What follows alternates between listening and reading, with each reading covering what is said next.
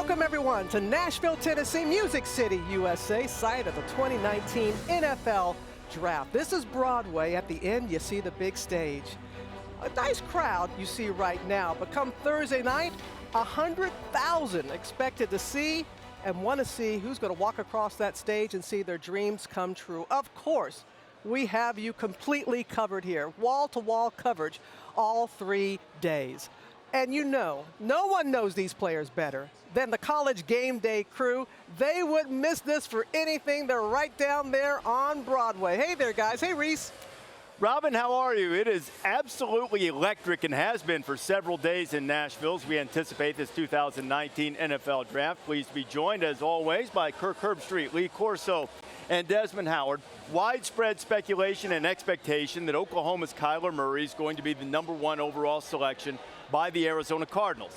Des, there's a distinct difference between being the #1 player picked in the draft and being the best player. In your judgment, who is the best player in this draft? Well, RD, that's a good point. And I would easily say Kyler Murray because he won the Heisman, but I want to go defense. I think the most impressive player that I've seen is Josh Allen, the outside linebacker from Kentucky. 6'4", 262 pounds. He's excellent off the edge. He's big enough, though, you can put his hand in the dirt and he can get the job done. And he's outstanding against the run. Last year, he had 17 sacks, #2 in sacks in the FBS, Coach.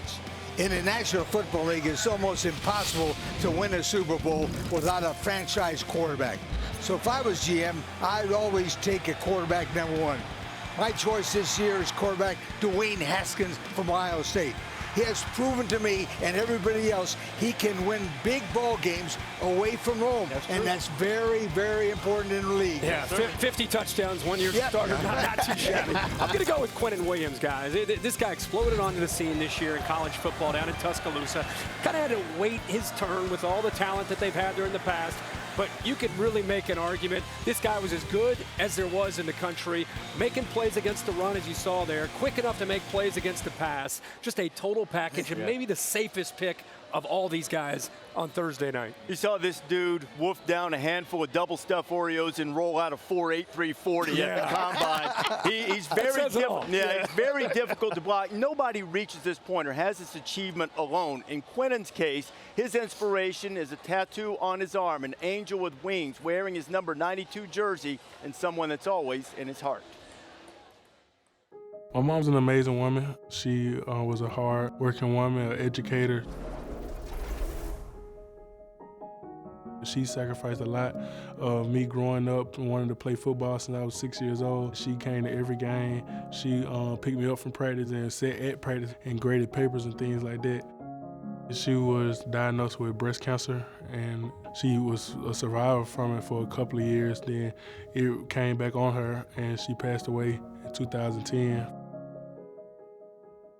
At the time, as she passed, she was my best friend. Like, I went with her everywhere. And I did everything with her, so I felt alone sometimes, but I knew it was my job to help the family. I knew it was my job to help my brothers and sisters now. I'm definitely going to dedicate a lot of stuff to her and help a lot of people who was going through the same stuff I was going through. And I just really want to play for her. Quinnen has been an inspiration in many ways, draws his teammates to him, a charismatic personality for sure. He'll hear his name called early, just as we will on ABC. Trey, Wingo, and the guys will follow every pick on ESPN. Trey?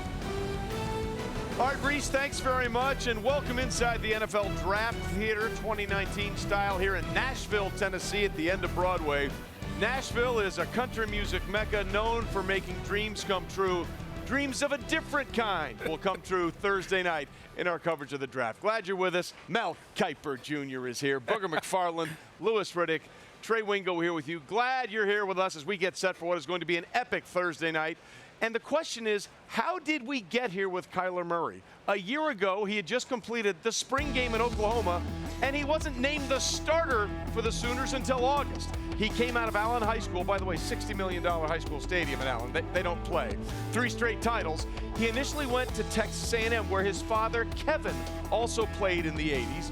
He then transferred to Oklahoma, and again, going into last year, had to battle his way to be the starter. A lot of people thought he would never be in the NFL draft because he was the 9th overall pick in the baseball draft. And then he was named the starter, and lo and behold, second straight year, an Oklahoma Sooner quarterback is named the Heisman Trophy winner and takes them to a college football playoff. Mel, when you see Kyler Murray tape, what is it about him you like? Well, the perfect storm, first of all, Trey, to come together for Kyler Murray, to have Cliff Kingsbury, and it all comes together to make him the #1 pick. It's the mobility. It's who is the best fit to thrive in Kingsbury's system. It's Kyler Murray because of that mobility and the fact from the pocket, he's very effective throwing the football as well, Boog. You know what, Mel, I think you said it the best. If Cliff Kingsbury were not the head coach with the Arizona Cardinals, Kyler Murray, in my opinion, would not be in consideration for #1.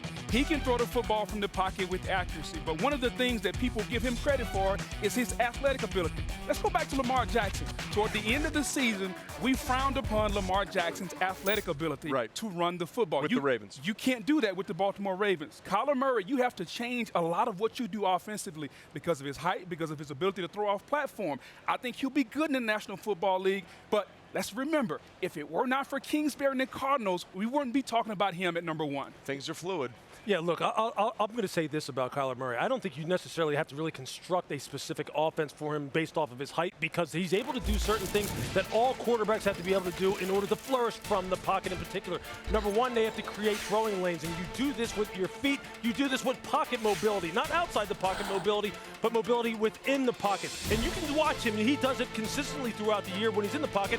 Just a little bit of a lateral shuffle to then be able to see through the lineman, find some crossing routes, and then hit him, maximizing his height. You see Drew Brees do this all the time with the New Orleans Saints, getting up on his toes, being able to change his arm angle just a little bit to get the ball up and down and get it to his wide receivers. And now I already said arm angle. You see it here. This is basically a 3/4 sidearm release that he puts on the money in the red zone.